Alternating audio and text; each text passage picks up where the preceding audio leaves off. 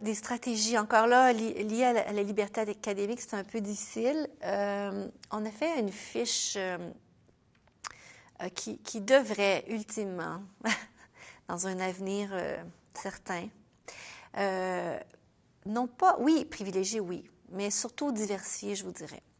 Donc, on s'est créé une fiche qui nous permettrait éventuellement de savoir combien de fois on fait tel type de stratégie d'enseignement. C'est sûr que quand on va dans une approche par compétence, on essaie de trouver des stratégies de nature plus socio-constructiviste, mais on sait très bien qu'il y a des cours qui se veulent beaucoup plus théoriques, puis c'est correct comme ça aussi, et c'est difficile dans ces cours-là de développer des stratégies de nature plus socio-constructiviste. Mais moi, je pense que ce qui est important, c'est d'avoir une variété. Et la question qu'on se posait, c'est la variété, elle est où? Elle est dans une année, dans un cours ou sur les 4 ans?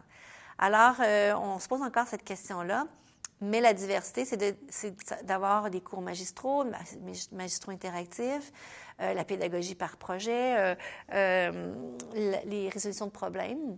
Alors ça, c'est des stratégies qu'on utilise, les études de cas. On sait qu'il y en a qui assez variées.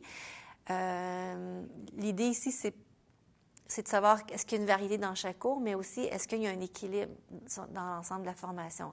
Parce qu'en écoutant les étudiants, si je peux me permettre, les étudiants, ils sont très critiques par rapport aux cours magistraux, mais ce qu'on voit aussi, c'est qu'il y en a qui ont besoin de cours magistraux. Ils sont très insécures.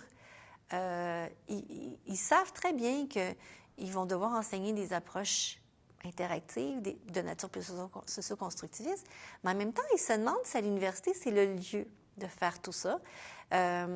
Donc, je pense qu'encore là, ça prend un équilibre pour rassurer certains, mais pour ouvrir aussi les horizons d'autres étudiants.